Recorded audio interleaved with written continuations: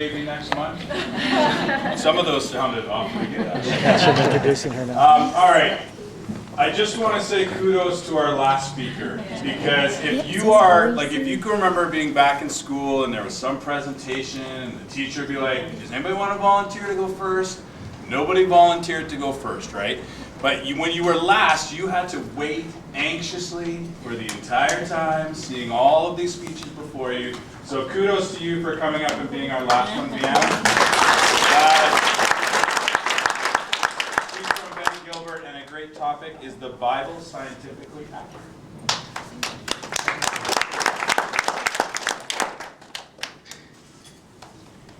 Have you ever thought twice about that old book you've seen in hotels and thought, it's just an old book of fictional tales and stories?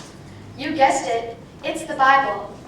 Chances are you might be curious, or you may have even opened it, taken a look at it, and some may have even read it. Today I'm going to prove to each and every one of you that the Bible is scientifically accurate. How, you ask? I will do so by sharing with you scriptures from the Bible that show the Bible had answers on past misconceptions of our earth before scientists had discovered the truth. This information might just blow your minds. Before photos were taken of our beautiful earth, there were some who believed the earth was flat and was carried on top of a gigantic animal, such as a buffalo or an elephant. In the present time, we now know that the earth is a floating object being held in place invisibly. We know this because we've seen pictures taken from space. Did you know that the Bible is in harmony with this scientific discovery? In Job 26, verse 7, it says, "He stretches out the northern sky over empty space, suspending the earth upon nothing." We know this now to be true, but this scripture was written around 3,500 years ago, way before scientists even discovered this fact. Now we are all familiar with the water cycle, but when did they discover water recycled itself? It wasn't until the early 1600s. Notice what the Bible had to say about this. I quote from Ecclesiastes 1 verse 7.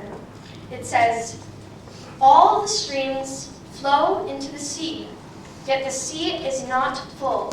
To the place from which the streams flow, there they return, so as to flow again."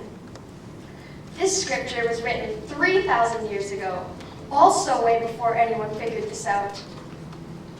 It said the water returns so as to flow again, just like how the evaporated water morphs into clouds and comes down in precipitation on the mountains, flowing into the rivers again. Isn't that interesting? Now, 500 years ago, Columbus sailed our seas. Why am I bringing up Columbus, you may ask? I am bringing up Columbus because when Columbus set sail, many believed he would fall off the edge of the world. We now know better than that. We know the earth is a sphere with no edges to sail off. Around 2,750 years ago, it was written in the Bible at Isaiah 40 verse 22. And it says, "There is one who dwells above the circle of the earth." So we see that the scripture is also in harmony with what we now know about the shape of the earth.